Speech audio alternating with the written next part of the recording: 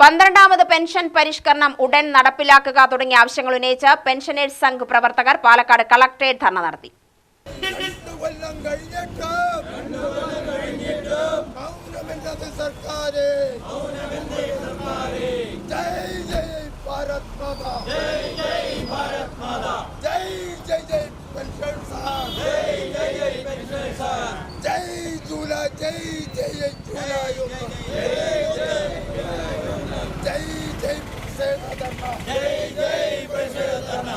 Pensioners Sangh കളക്ടറേറ്റിലേക്ക് നടത്തിയ മാർച്ചും ധർണയും Kerala state pensioners Sangh സംസ്ഥാന വൈസ് പ്രസിഡന്റ് കെ കൃഷ്ണൻ ഉദ്ഘാടനം ചെയ്തു.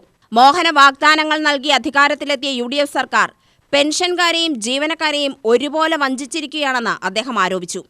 5 വർഷത്തിലൊരിക്കൽ ശമ്പള പരിഷ്കരണം, ക്ഷാമാശ്വാസം എന്നിവ നടന്നുകൊണ്ടിരുന്ന പ്രക്രിയ ഏതാനും വർഷങ്ങളായി നിലച്ചുകൊണ്ടിരിക്കുകയാണ്. ഇപ്പോൾ പറയുന്നത് 10 വർഷത്തിലൊരിക്കൽ കേന്ദ്രത്തിൽ ഉള്ളതുപോലെ ശമ്പള പരിഷ്കരണം നടത്തണം ആണ് ആലോചന എന്നുള്ളതാണ്. ഇതേ കാലം വരെ 5 വർഷം കൂടുമ്പോൾ ശമ്പള പരിഷ്കരണം നടത്തണമെന്നും അത് കൃത്യസമയത്ത് തരണമെന്നും പറഞ്ഞിരുന്ന സംഘടനയുടെ തലപ്പത്തുള്ള ആൾക്കാർ തന്നെയാണ് ഇപ്പോൾ പറയുന്നത് 10 വർഷത്തിലൊരിക്കൽ കേന്ദ്രത്തിൻ്റേതുപോലെ നടന്നാൽ മതി. കേന്ദ്രത്തിൻ്റേതുപോലെ നടന്നാൽ മതി. പക്ഷേ അതിനുള്ള കേന്ദ്രത്തിൽ കിട്ടുന്ന അതേപോലെ കൃത്യമായിട്ടുള്ള ക്ഷാമബത്തിയും അതുപോലെ തന്നെ അലവൻസുകളും നടപ്പിലാക്കാൻ തയ്യാറാവണം. 5 വർഷം കൂടുമ്പോൾ നമ്മൾക്ക് ശമ്പള പരിഷ്കരണം നടന്ന് ഇതുകാലം വരെയും കേന്ദ്ര തുല്യത എന്ന് പറയാൻ നമ്മൾക്ക് കഴിഞ്ഞിട്ടില്ല.